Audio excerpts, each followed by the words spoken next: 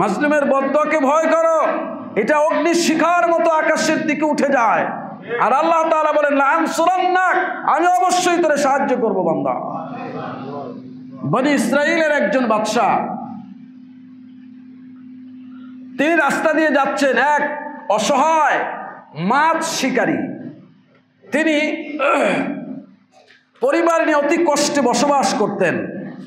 একদিন তিনি একটি মাছ পেলেন, মাছটা নিয়ে বাজারে যাবেন, বিক্রি করবেন।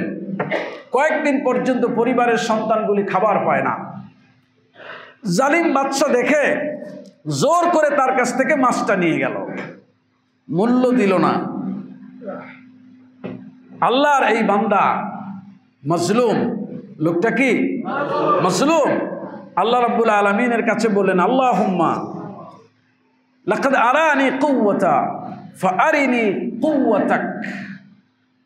আল্লাহ, সে তো তার শক্তি দেখাইলো, তোমার শক্তিটা একটু আমারে তুমি দেখায় দাও।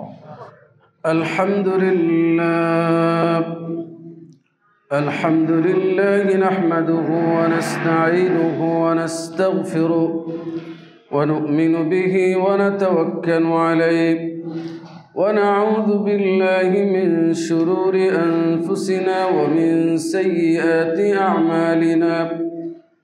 من يهد الله فلا مضل له ومن يضلله فلا هادي له ونشهد أن لا إله إلا الله وحده لا شريك له ونشهد أن سيدنا وحبيبنا وأسوتنا ومولانا محمدا عبده ورسوله الذي أرسله بالحق بشيرا ونذيرا وداعيا إلى الله بإذنه وسراجا منيرا. أما بعد، فقد قال الله تعالى في كلامه المجيد وفي فرقانه الحميد: أعوذ بالله من الشيطان الرجيم. بسم الله الرحمن الرحيم.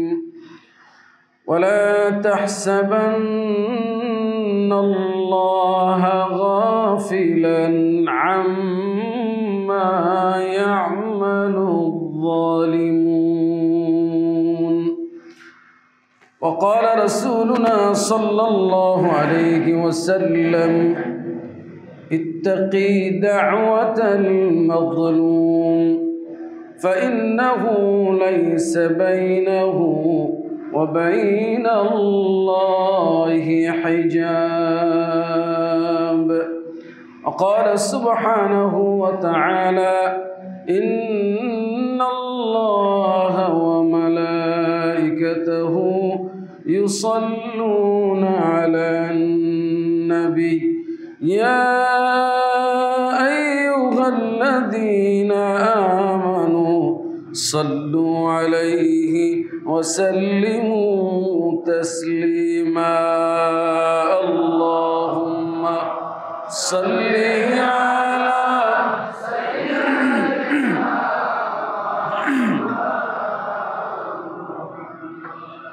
وعلى آل سيدنا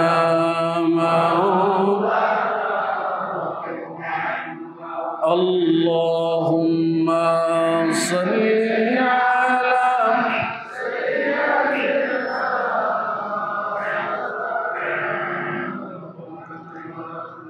وعلى آل سيدنا.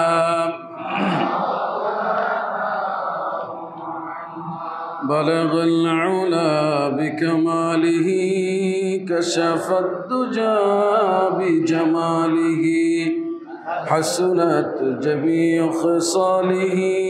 صلوا.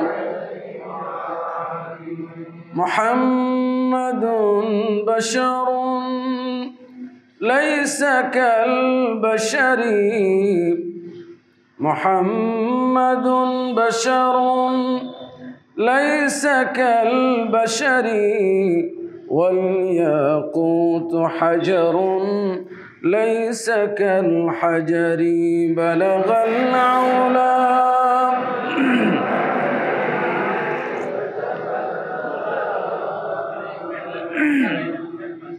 حسنت جميع خصاله لا إله إلا الله لا إله إلا الله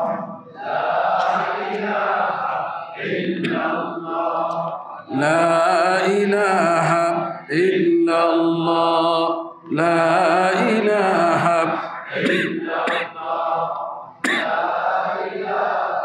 إلا الله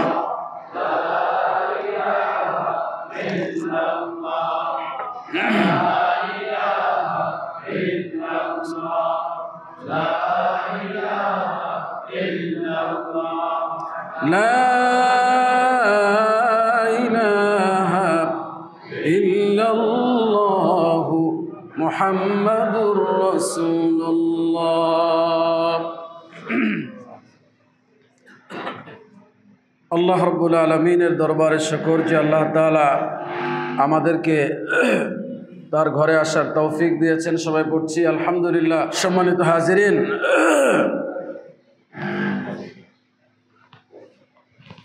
সূরা ইব্রাহিমের একটি আয়াত তিলাওয়াত করেছি। আয়াত নাম্বার হচ্ছে 42। আল্লাহ সুবহানাহু ওয়া তাআলা বলছেন, ওয়ালা তাহসাবান্নাল্লাহা গাফিলান আম্মা ইয়ামালুয যালিমুন।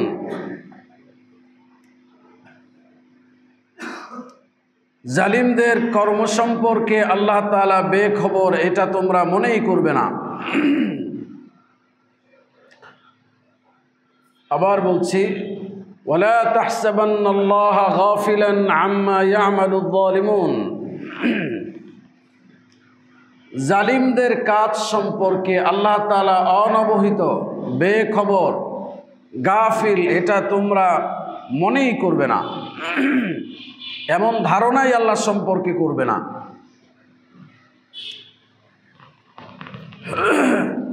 আজকে আমাদের আলোচ্য বিষয় হলো জালিমদের কর্মের ব্যাপারে আল্লাহকে গাফিল মনে করা যাবে না। এই ব্যাপারে রাসূল করিম সাল্লাল্লাহু আলাইহি ওয়াসাল্লাম বলেছেন, দরজাটা টান দাও, আস্তাগফিরুল্লাহ, ইত্তাকি দাওয়াতাল মাজলুম ফাইন্নাহু লাইসা বাইনাহু ওয়া বাইনাল্লাহি হিজাব।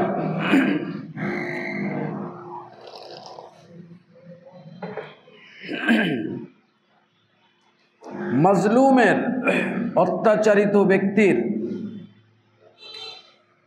বদদোয়া থেকে সতর্ক থাকো। মাজলুম ব্যক্তির বদদোয়ার ব্যাপারে ভয় করো। কারণ হলো মাজলুম এবং আল্লাহ, ফাইন্নাহু লাইসা বাইনাহু ওয়া বাইনাল্লাহি হিজাব। মাজলুম এবং আল্লাহ এর মাঝখানে কোনো পর্দা থাকে না। যেহেতু জুমার আলোচনা অল্প সময়, আমি আমার ইমানের তাকাদা মনে করে জরুরি কিছু কথা বলছি। আল্লাহ তাআলা সতর্ক করেছেন যে আমি জালিমদের কর্ম সম্পর্কে বেখবর, এইটা তুমি মনেই করবে না। প্রিয় রাসূল বলেছেন, মাজলুম, মাজলুমকে, যার উপরে অত্যাচার করা হয়েছে তাকে বলা হয় মাজলুম, আর যিনি অত্যাচার করে তাকে বলে জালিম। তাহলে জালিমের কর্ম সম্পর্কে আল্লাহ বেখবর, অনবহিত, এটা কি করবে না? মনেই করবে না, এমন ধারণাই তুমি করবে না। আরেকটি হাদিসে প্রিয় রাসূল বলেছেন, ইত্তাকু দাওয়াতাল মাজলুম ফাইন্নাহা তুহমালু আলাল গামাম ইয়াকুলুল্লাহ ওয়া ইজ্জতি ওয়া জালালি লাআনসুরান্নাকা ওয়ালাউ বা'দা হিন। মাজলুমের বদদোয়াকে ভয় করো, কেননা তার এই আরজি, তার এই ফরিয়াদ মেঘমালার উপরে তুলে নেওয়া হয়। আর আল্লাহ তাআলা বলেন, আমার ইজ্জত এবং জালালিয়াতের কসম, আমি অবশ্যই তোমাকে সাহায্য করব, ওয়ালাউ বাদা হিন, যদিও একটু পরে হতে পারে। আরেকটি হাদিস, ইত্তাকু দাওয়াতাল মাজলুম ফাইন্নাহা তাসআদু ইলাস সামা কান্নাহা শারারা। মাজলুমের ফরিয়াদকে ভয় করো, কেননা তার এই ফরিয়াদ অগ্নি শিখার মতো আকাশের দিকে উঠতে থাকে। কিসের মতো?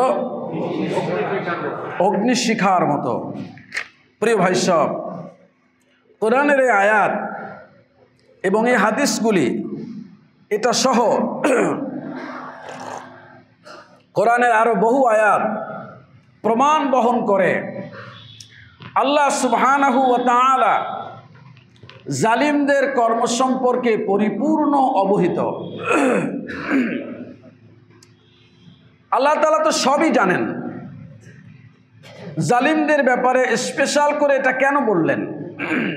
বলেছেন এই জন্য, জালিমের জুলুম দেখে মুমিন যেন হতাশ হয়ে না যায়, মুমিন যেন আল্লাহ পাকের উপর থেকে ভরসার ব্যাপারে নিরাশ না হয়ে যায়, হতোদ্যম না হয়ে পড়ে, মুমিন যেন মন ভাঙা না হয়ে যায়।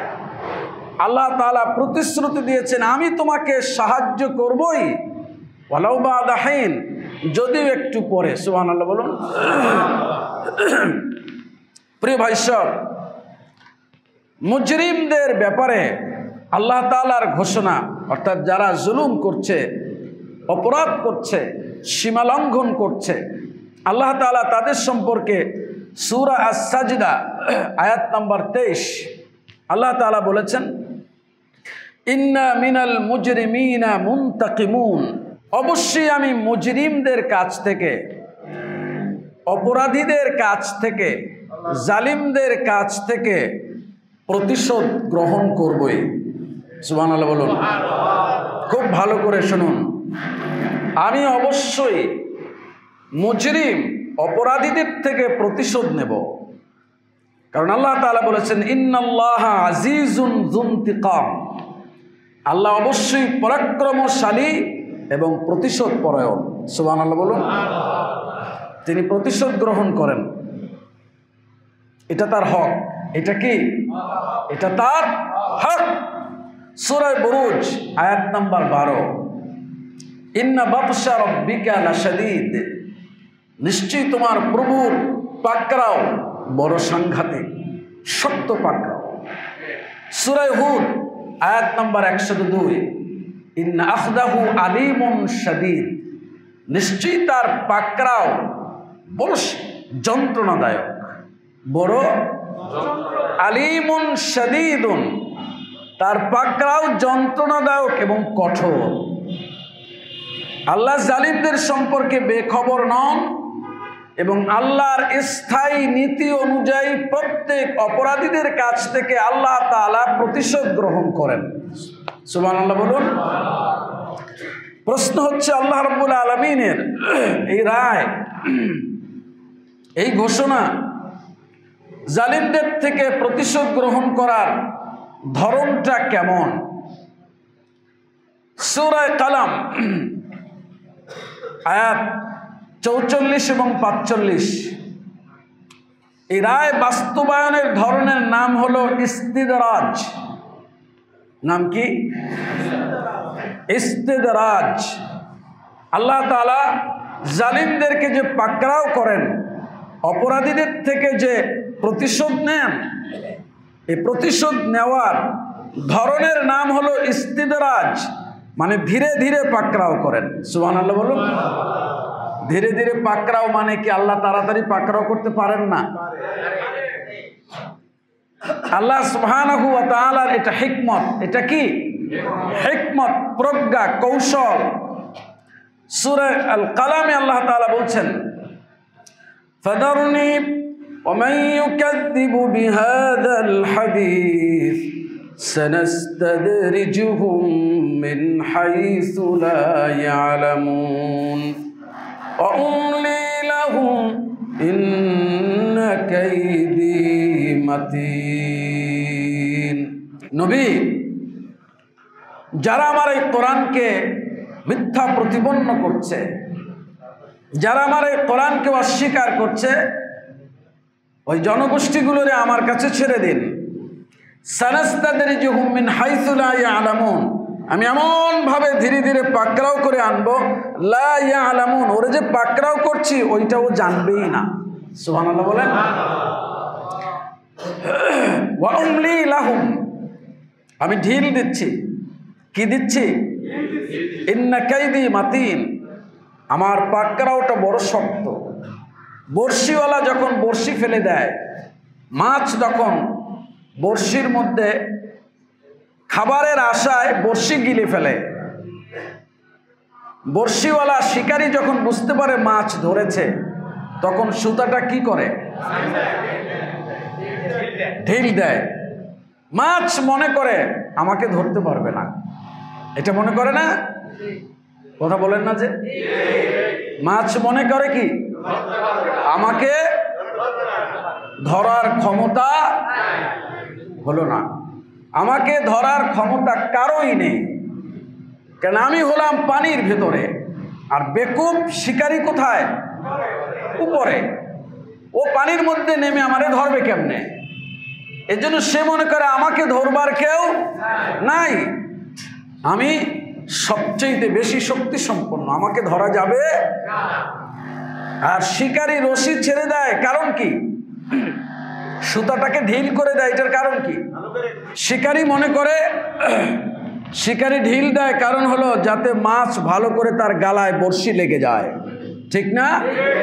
ওয়া উমলি লাহুম, আমি ওদের ঢিল দেই। ইন্না কাইদি মাতিন, আমার ধরাটা বড় সাংঘাতিক। সুবহানাল্লাহ বলেন। আল্লাহ তাআলা জালিম সম্পর্কে বেখবর নন। জালিমদের থেকে অবশ্যই তিনি প্রতিশোধ গ্রহণ করবেন বলে ঘোষণা করেছেন, এবং যখন থেকে ঘোষণা করেছেন তখন থেকে আজ এবং ইলাল আবাদ, চিরদিনের জন্য আল্লাহ তাআলার এই নীতি বাস্তবায়ন হয়েছে, হচ্ছে এবং হবেই। কারণ ফালা তাহসাবান্নাল্লাহা মুখলিফা ওয়া'দিহি রুসুলাহ, আল্লাহ তার রসুলদের সঙ্গে যেসব প্রতিশ্রুতি দিয়েছেন এইগুলো তিনি ভঙ্গ করবেন এটা ধারণাই করবে না। সুবহানাল্লাহ বলুন। আল্লাহ ওয়াদা ভঙ্গ করেন? ইন্নাল্লাহা লা ইউখলিফুল মিআদ, আল্লাহ ওয়াদা খেলাফ করেন না। সূরা আন-নামল আয়াত নাম্বার 50, ওয়ামাকারু মাকরান ওয়া মাকারনা মাকরান ওয়া হুম লা ইয়াশউরুন, ওরা ষড়যন্ত্র করেছে,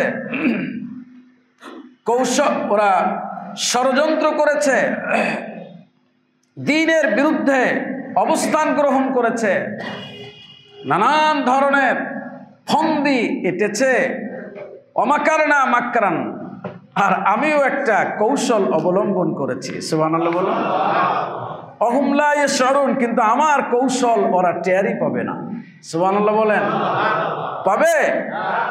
প্রিয় ভাই সব,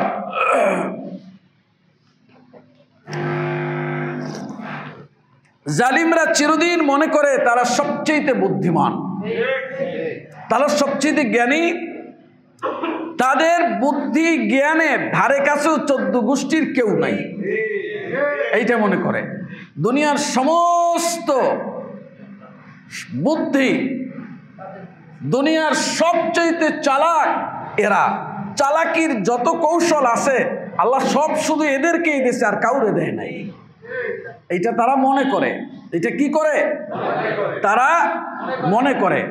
আল্লাহ তাআলা বলেন তাদের ষড়যন্ত্রের ব্যাপারটা এত বড় হয়ে যায় যে তাদের ষড়যন্ত্রের অবস্থা দেখলে মনে হয় পাহাড় পর্যন্ত চলে যাবে। আল্লাহ তাআলা বলেন ওয়া ইনদাল্লাহি মাকরুহুম, ওদের প্রত্যেকটি ষড়যন্ত্রের বিষয় তো আমার সামনে আছে। সুবহানাল্লাহ বলুন। আমি ওদের প্রত্যেকটি ষড়যন্ত্রের জবাব দেওয়ার জন্য প্রস্তুত করে রেখেছি, কিন্তু আমি তো আল্লাহ, তাই আমি ওদের মতো তো জবাব দেব না। আমি আমার রবুবিয়তের জায়গা থেকে যেই জবাবটা দেওয়া দরকার সেভাবে জবাব দেব। কিন্তু আল্লাহর জবাবের ধরন কেমন? ইন্না আখদাহু আলিমুন শাদীদ। তিনি যখন ধরবেন তখন ওই ধরাটা কি হবে? শুধু শক্ত না, কোরআনের প্রতিটি শব্দ আমাদের জন্য প্রয়োজনীয়। সুবহানাল্লাহ বলুন। 30 পারা কোরআন শরীফের একটি মাত্র শব্দ, কয়টা? একটি শব্দ এমনিতেই ব্যবহার করা হয়েছে, এটা মনে করাটাও গুনাহ। একটা শব্দ, একটা অনলি একটি শব্দ আল্লাহ বিনা প্রয়োজনে, আল্লাহ বলেছেন ইন্না আখদাহু আলিমুন, আল্লাহর ধরাটা হবে যন্ত্রণাদায়ক। এরপর আল্লাহ বলেছেন শাদীদ, বড় শক্ত, জ্বলতে জ্বলতে শেষ হয়ে যাবা, কইতেই পারবা না। খেলাটা কার? আল্লাহ সুবহানাহু ওয়া তাআলার। প্রিয় ভাই সব, তাহলে জালিমদের সম্পর্কে আল্লাহ তাআলা জানেন এবং জালিমদের থেকে আল্লাহ প্রতিশোধ নেবেন। প্রতিশোধ নেওয়ার ধরন কি? ইস্তিদরাজ, ধীরে ধীরে কৌশলে আল্লাহ তাআলা পাকড়াও করবেন। এটা এই জন্য না যে আল্লাহ তাআলা তাৎক্ষণিক পাকড়াও করতে পারেন না, এই জন্য না, এটা আল্লাহর হিকমত। এটা কি? এটার আরো একটা কারণ আছে, সবচেয়ে বড় কারণ। সেটা হলো আপনি আমি যে পাকড়াও হয়ে যাচ্ছি, আল্লাহ নারাজ হয়ে গেছে, আল্লাহ যখন সিদ্ধান্ত নেন যে আমাকে ধ্বংস করে ফেলবেন, তখন আল্লাহ সুবহানাহু ওয়া তাআলা তার কৌশল অনুযায়ী তার স্থায়ী এক নীতিকে কার্যকর করেন। সূরা বনী ইসরাঈল আয়াত নাম্বার 16, ওয়াইদা আরাদনা আন নুহলিকা কারিয়াতান আমারনা মুতরাফিহা ফাফাসাকু ফিহা ফাহাক্কা আলাইহাল কওলু ফাদাম্মারনাহা তাদমীরা। আমি যখন কোনো জনপদকে ধ্বংস করে দিতে চাই, কোনো জনগোষ্ঠীকে, পাপাচারী, সীমালঙ্ঘনকারী, জালিম, এদেরকে যখন ধ্বংস করার সিদ্ধান্ত নেই, আমারনা মুতরাফিহা, ওই জনপদের বিলাসী মানুষগুলিকে, জালিমগুলোকে, জালিমদের সর্দারগুলিকে, অপরাধীদের নেতাগুলিকে আমি সমস্ত অপরাধ করবার জন্য রাস্তাগুলো খুলে দেই। আবার বলছি, আল্লাহ প্রতিশোধ গ্রহণ করবেনই। প্রতিশোধ গ্রহণ করেন কিভাবে? ইস্তিদরাজ, ধীরে ধীরে পাকড়াও করে আনেন। ও টেয়ারই পাবে না কোন জায়গা দিয়ে ওর সর্বনাশ হয়ে যাবে। আর এই যে ধীরে ধীরে পাকড়াও করছেন, এইটার আলামত কি? আলামত হলো একজন জালিম কাউকে হত্যা করেছে, হত্যার পরেও দেখবেন সে প্রভাবশালী, হত্যার পরে আবার সে অপরাধ করছে। একজন জালিম কার জমি জমা কেড়ে নিয়েছে, এরপরেও দেখবেন সে বহাল তবিয়তেই শুধু না, আরো অপরাধ করছে। এভাবে প্রত্যেক অপরাধী তার অপরাধের মাত্রা বেড়ে যেতে থাকবে। বুঝাতে পারি নাই? এই অপরাধের মাত্রা বেড়ে যাওয়া তার ধ্বংসের আলামতের প্রকাশ ঘটায়। কথা বুঝে আসে নাই? আবার বলছি, জালিম যখন সে আল্লাহ পাকের কাছে ধ্বংসের স্তরে পৌঁছে যায়, আল্লাহ তাআলা ধ্বংস করে দিবেন এরকম জায়গায় যখন সে পৌঁছে যায়, তখন আল্লাহ তাআলার স্থায়ী নিজাম অনুযায়ী আল্লাহ তাআলা ওই জালিমের জুলুম করবার জন্য জুলুমের যত রাস্তা আছে এটা সব ওর জন্য সহজ করে দেন। ও আবার জুলুম করতেই থাকে। এই যে পাপ করবার পরে আরো পাপের মাত্রা বেড়ে যাচ্ছে, এইটা তার কিসের আলামত প্রকাশ করে? কিসের আলামত? ধ্বংসের। ফাফাসাকু ফিহা, এরা আমার এই সুযোগ দেওয়ার পরে পাপের মধ্যে ডুবে যায়। চোখে আর মানুষ বলতে কাউকে দেখে না, সব দেখে কতগুলো গরু ছাগল। নিজেদেরকেই মনে করে তারা একমাত্র জ্ঞানী, বুদ্ধিমান এবং যোগ্য, বাকিগুলো সব অযোগ্য ভেড়ার দল। এইটা তারা মনে করে। কারা?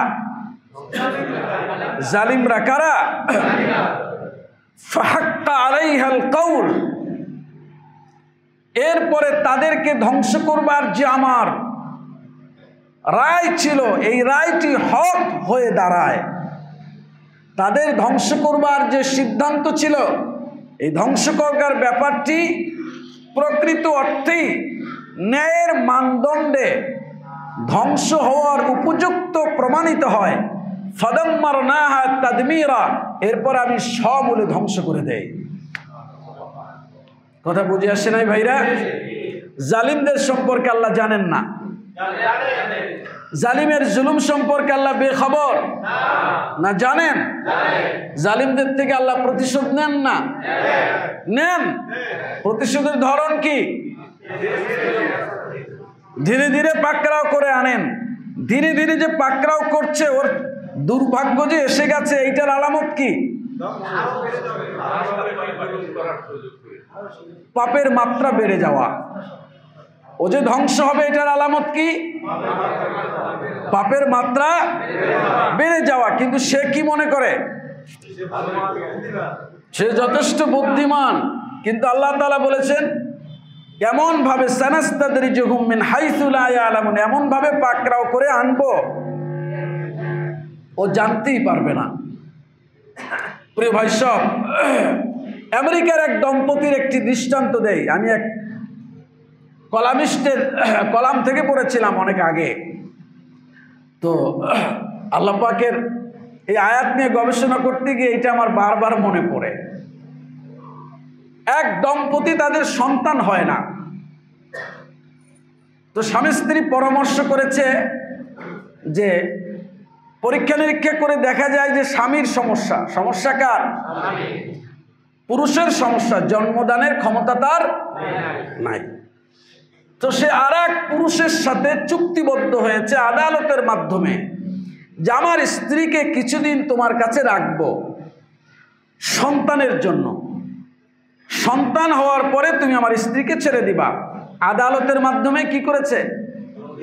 একটা চুক্তিনামা করেছে, যে আদালতে চুক্তি করেছে যে আমার সন্তানের জন্য স্ত্রীকে তোমার কাছে রাখবো, তবে শর্ত হলো সন্তান দানের জন্য অপরিহার্য যে কর্মটি, এই ফাদারিং এর কাজটুকু তুমি করবা মাত্র।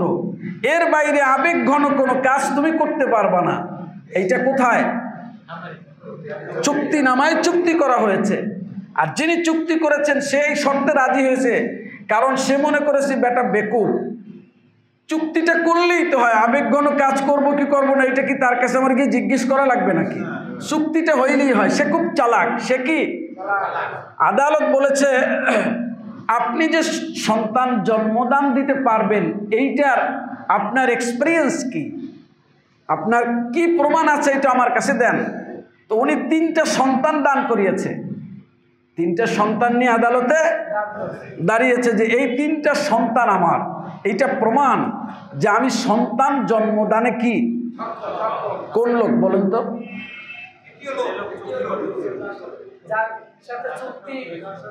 যার সাথে শুনতেছেন তো, গল্প মারতেছি, কোরআনের আয়াতটা বোঝানোর জন্য এটা বলছি। তো উনি ওনার অভিজ্ঞতা যে আছে, এটার প্রমাণ কি? 3টা সন্তান। আদালত বলেছে ওকে যাও। দীর্ঘ সময় পার হয়ে গেছে, সন্তান হচ্ছে না। তো যেই স্বামী এই পুরুষের কাছে স্ত্রীকে সুপর্দ করেছিল, সে বারবার বলছে ব্যাপার কি ভাই, সময় তো অনেক হয়ে যাচ্ছে, চুক্তি লঙ্ঘন করে ফেলছেন। যেই সময় আপনার সাথে চুক্তিতে আমার ছিল সেটা পার হয়ে গেছে। বলে আমি করব কি, আমি তো চেষ্টা করেই যাচ্ছি। বলছে না তো, আপনাকে আমার বাটপার মনে হচ্ছে, দীর্ঘ সময় আপনি ইচ্ছে করে ক্ষেপণ করছেন। আদালতের কাছে গেল, মহামান্য আদালত আমাদের এই চুক্তি ছিল, কিন্তু লোকটা চালাক, সে বারবার সময় ক্ষেপণ করছে। আদালতের একটু সন্দেহ হইল যে ব্যাপার কি, এত সময় কেন? তো আদালত বলছে যে এই লোকটাকে মেডিকেল টেস্টে নিয়ে যাও। আসলে তার সন্তান দানের ক্ষমতা আছে কি না, এটা সন্তান দানের ক্ষমতা আছে, এটার প্রমাণ দিয়েছিল কি? 3টা সন্তান। মেডিকেল টেস্টে দেখা গেল যে এই লোকের সন্তান জন্মদানের কোনো ক্ষমতাই নাই, এবং এখন না, এটা কোনো কালেই ছিল না। এখন কি হইল বুঝেন নাই? এখন সমস্যা দাঁড়ালো কি? আল্লাহু আকবার, বুঝাতে পারি নাই। সমস্যা দাঁড়ালো কি? এই যে 3জন সন্তান তার যোগ্যতার প্রমাণ বহন করছিল, এই সন্তান কার? সানাস্তাদরিজুহুম মিন হাইসু লা ইয়ালামুন। এমন ভাবে পাকড়াও করব টেয়ারি পাবা না। লা তাযলিমুনা ওয়া লা তুযলামুন। জুলুম করিস না, তোর উপরেও জুলুম করা হবে না। কার কথা? আল্লাহ। জুলুম করিস না, তোর উপরেও জুলুম করা হবে না। আর যদি আমার এই হুকুমকে লঙ্ঘন করো, ফাদাম্মারনাহা তাদমীরা, আমি একেবারে সমূলে ধ্বংস করে দেব। ঘোষণা কার? আল্লাহ। ঘোষণা কার? আল্লাহ। চালাকি করবা, সব ফলের বিড়ালকে আমি বের করে দেব। কারণ গোপন আর প্রকাশ্য ব্যাপারটি কার হাতে? আরো জোরে বলুন, কার হাতে? আলিমুল গায়বি ওয়াস শাহাদা। গোপন আর প্রকাশ্যের সবটা আমার কাছে। তুই জীবনে কতবার মিথ্যে বলেছ, কত জায়গায় ধোঁকা দিয়েছ, কার সাথে কোথায় বসে কতটুকু ষড়যন্ত্র করেছ, আমি আল্লাহ তাআলা সব জানি। আমি আল্লাহ। জুলুম করিস না। আর রাসূল বলেছেন, ইত্তাকু ফিরাসাতাল মুমিন ফাইন্নাহু ইয়ানজুরু বিনুরিল্লাহ। মুমিনদের অন্তর্দৃষ্টির ব্যাপারে সতর্ক থাকো, ভয় করো। ফাইন্নাহু ইয়ানজুরু বিনুরিল্লাহ, কারণ মুমিনরা দেখে আল্লাহ পাকের নূর দিয়া। সুবহানাল্লাহ বলুন। মাওলানা ফজলুল্লাহ কামিনী সাহেব তিনি বলেছিলেন, একজনকে যখন ঘর থেকে বের করে দেওয়া হয় তখন বলেছিলেন একটা সময় আসবে যখন আর একটা ঘরের একখান ইট খুলে নেবে জনগণ। ইত্তাকু ফিরাসাতাল মুমিন, মুমিনের এই অন্তর্দৃষ্টিকে ভয় করো। আমি বলিনি, কে বলেছেন? আল্লাহ। রাসূলুল্লাহ ফাইন্নাহু ইয়ানজুরু বিনুরিল্লাহ, কারণ তারা দেখে আল্লাহ পাকের নূর দিয়া। আল্লাহ তাআলা তাদের অন্তরের মধ্যে ইলমে ওহীর কারণে হাকিকতের নূর ঢেলে দেন। ফলে আপনি আমি যা দেখি না তা তারা দেখতে পান। বাস্তবতা হলো লা তাযলিমুনা ওয়া লা তুযলামুন। জুলুম করিস না, তোমার প্রতিও জুলুম করা হবে না। সহজ শর্ত, সহজ অর্থ, তুমি জুলুম করবে না, তোমার উপর জুলুম করা হবে না। আর কোরআনের আরেক সমুদ্র বলেছিলেন, বেশি জ্বালাইও না, তাহলে পরে দুর্ভাগ্যের আলামত এমন জায়গায় ঠেকবে ইঁদুরের গর্ত খুঁজে পাবা না। লা তাযলিমুনা ওয়া লা তুযলামুন। আমি কাউকে খুশি করার জন্য বলছি না, এটি কোরআনের স্থায়ী নীতি। প্রত্যেকের সবক নেওয়া উচিত। প্রত্যেকের কি নেওয়া উচিত? এটি ব্যক্তি, পরিবার, সমাজ ও রাষ্ট্র প্রতিটি মাখলুকের জন্য আল্লাহ সুবহানাহু ওয়া তাআলা স্থায়ী নীতি দিয়েছেন। সুবহানাল্লাহ বলুন। কারণ আল্লাহর কাছ থেকে নিজেকে গোপন করা যায় না। আপনি আপনার ভাইয়ের প্রতি জুলুম করবেন, অপেক্ষা করেন, আপনার জন্য আরেকজন করবে। আপনি আপনার বোনের সম্পদ দেবেন না, অপেক্ষা করেন, আপনার জন্য আরেকটা অপেক্ষা করছে। আপনি কারো হাত কেটে ফেলেছেন, অপেক্ষা করেন, আসতেছে। এর জন্য মাজলুমের বদদুয়াকে ভয় করতে বলেছেন কে? আল্লাহ। মাজলুমের বদদুয়াকে ভয় করো, এটা অগ্নি শিখার মতো আকাশের দিকে উঠে যায়। আর আল্লাহ তাআলা বলেন, লাআনসুরান্নাক, আমি অবশ্যই তোরে সাহায্য করব বান্দা। বনি ইসরাইলের একজন বাদশা তিনি রাস্তা দিয়ে যাচ্ছেন, এক অসহায় মাছ শিকারী, তিনি পরিবার নিয়ে অতি কষ্টে বসবাস করতেন। একদিন তিনি একটি মাছ পেলেন, মাছটা নিয়ে বাজারে যাবেন, বিক্রি করবেন। কয়েকদিন পর্যন্ত পরিবারের সন্তানগুলি খাবার পায় না। জালিম বাদশা দেখে জোর করে তার কাছ থেকে মাছটা নিয়ে গেল, মূল্য দিল না। আল্লাহর এই বান্দা মজলুম, লোকটা কি মজলুম, আল্লাহ রাব্বুল আলামিনের কাছে বললেন, আল্লাহুম্মা লাকাদ আরানি কুওয়াতা ফাআরিনি কুওয়াতাক। আল্লাহ, সে তো তার শক্তি দেখাইলো, তোমার শক্তিটা একটু আমারে তুমি দেখায় দাও। কখন বলেছে? যখন মাছ নিয়ে গেল তখন সে বলল, আল্লাহ গো, তুমি, এই জালিম তো তার শক্তি আমারে দেখাইলো, তোমার শক্তিটা একটু তুমি আমারে দেখাও। আর একটা দোয়া করলো, ইলাহি জাআলতানি দাঈফান ওয়া জাআলতাহু কাওয়িয়ান আনিফা ফাখুদ লি বিহাক্কি মিনহু আজিলা ফাকাদ যালামানি ওয়ালা সাবরা লি ইলাল আখিরাহ। আল্লাহ তাআলা, তুমি আমারে অভাবী বানিয়েছো, ফকির বানিয়েছো, আর তোমার ওই বান্দাকে শক্তিশালী বানিয়েছো। তার এই শক্তি প্রয়োগ করে আমার মাছ নিয়ে গেল। ফাখুদলি বিহাক্কি মিনহু আজিলা, ওর কাছ থেকে তুমি আমার হক পুনরুদ্ধার করে দাও। ফাকাদ যালামানি ওয়ালা সাবরা লি ইলাল আখিরাহ, সে তো আমার উপরে জুলুম করলো, কিয়ামত পর্যন্ত, আখিরাতের দিন পর্যন্ত ধৈর্য ধরার শক্তি আমার নাই। কে বলেছে? হ্যাঁ, আল্লাহ রসুল বললেন, এই বান্দার দোয়া অগ্নি শিখার মতো আকাশের দিকে চলে গেল। আল্লাহ তাআলা বলেন, লা আনসুরান্নাক, বান্দা অবশ্যই আমি তোরে সাহায্য করব। মাছ নিয়ে বাড়ি গেল, স্ত্রী রান্না করলেন ভাজা মাছ, খেতে বসছে। খাওয়ার পরে মাছ খাওয়ার সময় মাছের মুখটাকে ভাঙার জন্য এরকম চাপ দিয়েছে, তো ভিতরে আঙুল ঢুকে দাঁতের সাথে একটা খোঁচা লেগেছে। কি লেগেছে? দাঁতের সাথে, মাছের দাঁতের সাথে কি লেগেছে? খোঁচা লেগেছে। খোঁচা লাগার পরেই কিছু সময় পরই প্রচন্ড পেইন শুরু হয়ে গেল, ব্যথা আর ব্যথা, হাতে ব্যথা আর ব্যথা, কমেই না। নানান ওষুধ খাওয়া হলো। খাওয়া দাওয়া শেষ করার পরে দেখে যে ব্যথা আর কমে না, গেল ডাক্তারের কাছে।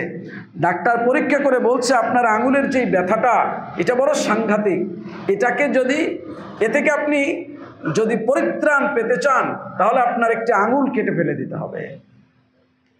কেটে ফেলা হলো আঙুল, ব্যথা কমে না, আরো সামনে যাচ্ছে। ডাক্তারের কাছে কিছুদিন পরে ডাক্তার বললেন, আপনার কবজি সহ কেটে ফেলে দিতে হবে। কি করতে হবে? কবজি কেটে ফেলে দিতে হবে, তা না হলে এই ব্যথা বাহুর দিকে চলে যাবে। এরকম বারবার ডাক্তারের কাছে যাচ্ছে আর কেটে ফেলছে একটু একটু করে, কিন্তু রোগ সুস্থ হচ্ছে না। ডাক্তার বলছে, মহামান্য বাদশা, আপনি নিশ্চয়ই কারো প্রতি জুলুম করেছেন। কি করেছেন? জুলুম করেছেন। তো তা মনে করতে পারছে না, ভালো করে মনে করেন, মাছ খাইয়ে ফেলাইছে, এটা মনে থাকবে কি? মনে থাকার কথা? হ্যাঁ, সে তো মনে করতেছে আমার এই জীবনে আরে মানুষের হত্যা করবো তো দূরের কথা, মাছ খাবো তো দূরের কথা, কোনোদিন তো আমার জিহ্বায় কারো মাছ দিকে পানিই আসে নাই। এইটা মনে করে কে? আরে জালিম মনে করে। কে মনে করে? খাইয়ে ফেলাইলে তো পেটে চলে গেছে, আর মনে থাকার কথা? আল্লাহ কি ভুলে গেছেন? হ্যাঁ, আল্লাহ ভুলে গেছেন? কালা ইলমুহা ইনদা রাব্বি ফি কিতাব লা ইয়াদিল্লু রাব্বি ওয়া লা ইয়ানসা।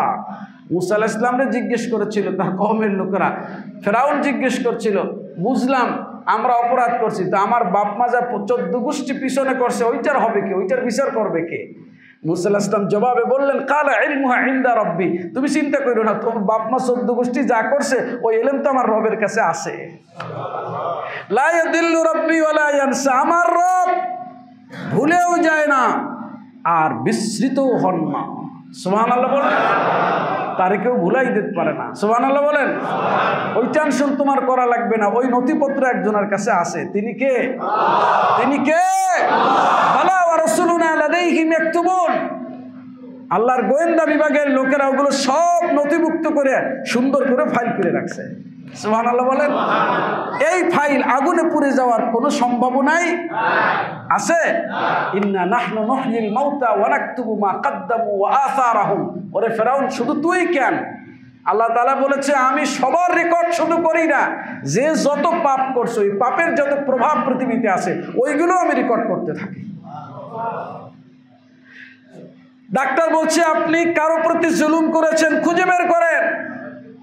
মনে পড়ছে যে হ্যাঁ আমি তো এই জুলুম করছিলাম, বেরিয়ে পড়েছে তার তালাশে। ডাক্তার বলেছে আপনার এই রোগ থেকে মুক্ত হওয়ার একটাই মাত্র রাস্তা আছে, সেটা হলো ওই ব্যক্তির কাছে আপনার ক্ষমা চাইতে হবে।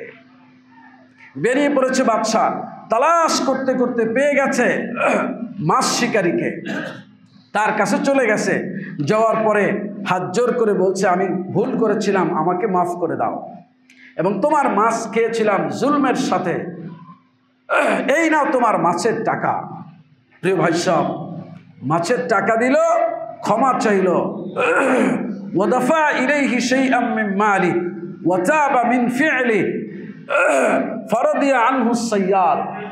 তিনি টাকা ফিরিয়ে দেওয়ার পরে আল্লাহর কাছে ক্ষমা চাইলেন। কার কাছে? আল্লাহ আমি পাপ করেছি, কি করেছি? আমি জুলুম করেছি, অন্যায় করেছি, সীমা লঙ্ঘন করেছি, রব্ব আমারে মাফ করে দাও। সঙ্গে সঙ্গে যে হক নষ্ট করেছিল সেই হকটাও, হক ফিরাই না দিয়ে মাফ চাইলে কিন্তু কোনো লাভ নাই। হক আগে, হারামের টাকা, ঘুষের টাকা, সুদের টাকা, সিটারির টাকা, বাটপারির টাকা মানুষ থেকে জোর করে নিয়ে বাড়ি গাড়ি সব করাইয়া এখন আপনি 14 চিল্লা দিয়ে আইসা বড় হুজুরের দ্বারে মুরিদ হইয়া মাথায় পাগড়ি লাগাইয়া মুখে দাড়ি নিয়া তাহাজ্জুদ কাজা করে না। বাড়ি হারাম, জায়গা হারাম, গাড়ি হারাম, এরপর হজ করে আসছে 7 বার মোট। আপনি 7 বার কেন 70 বার হজ করেন, কাবাঘরের তলে কবর ঢুকায় দিল, শাস্তি থেকে রেহাই নাই। কারণ আল্লাহ তাআলা কি বলেছেন? আমি কারো প্রতি কোনো জুলুম, লা তাজলিমুনা ওয়া লা তুজলামুন। তুই জুলুম করবি না, তোর উপরেও করা হবে না। সুবহানাল্লাহ বলেন। আমার ভাইয়েরা, জালিম বাদশা রাতের বেলা আল্লাহর কাছে ক্ষমা চেয়ে, মাছ শিকারীর কাছে ক্ষমা চেয়ে প্রাপ্য বুঝাই দিয়া রাতে ঘুমিয়ে পড়লেন। ওয়াবাতা তিলকাল লাইলা ফারাদ্দাল্লাহু তাআলা আলাইহি ইয়াদুহু কামা কানাত। সকালবেলা ঘুম থেকে উঠে দেখে হাত যেমন ছিল তেমন হয়ে গেছে। ونزل الوحي على موسى عليه السلام يا موسى وعزتي وجلالي لولا أن ذلك الرجل أرضى الصياد لولا أن ذلك الرجل أرضى الصياد لعذبته مهما امتدت به حياته।